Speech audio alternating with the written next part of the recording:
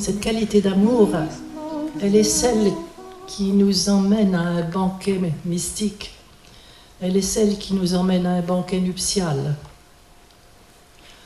Et je m'appuierai sur cet évangile qui m'a beaucoup touchée, cet évangile de la Samaritaine. Vous vous souvenez, cette Samaritaine qui arrive au puits de Jacob et qui rencontre le Christ. Et le Christ lui demande à boire. Mais comment puis-je te donner à boire puisque tu n'as pas de récipient pour boire?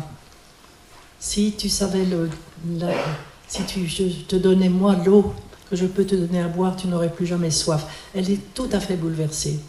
Et le Christ lui dit, tu as déjà eu 6 maris et le 6e n'était même pas encore ton mari. Qu'est-ce que ça veut dire? Ça veut dire qu'elle est allée vers des noces du monde extérieur, cherchant dans ces noces cet absolu qui est en elle, qui est dans la semence, qui est inscrit dans sa semence. Et aucun homme à l'extérieur n'a pu lui apporter cette qualité d'amour. Aucun. Alors elle en a eu 1, 2, 3, 4, etc. Et un jour, elle a même envoyé promener la loi. Le 6e n'est même plus son mari. Ça, c'est une étape déjà intéressante. Elle sent que ce n'est pas dans la loi qu'elle va pouvoir avoir une réponse à sa quête.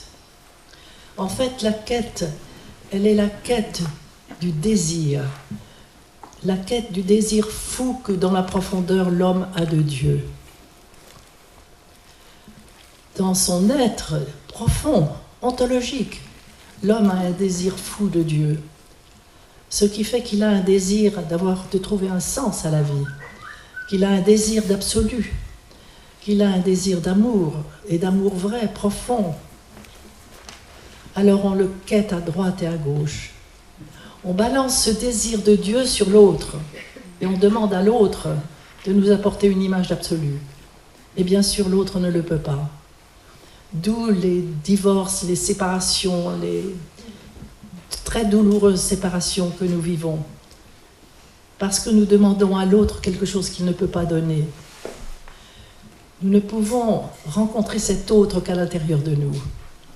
Et c'est justement ce regard que nous avons à porter à l'intérieur de nous maintenant et qui va aller libérer cette semence pour que nous retrouvions ce désir de Dieu. Et cette Samaritaine trouve dans le Christ le 7e époux.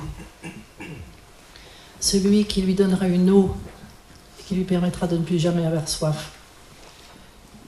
Et cet époux divin qui est là pour la Samaritaine, il est là à l'intérieur de nous.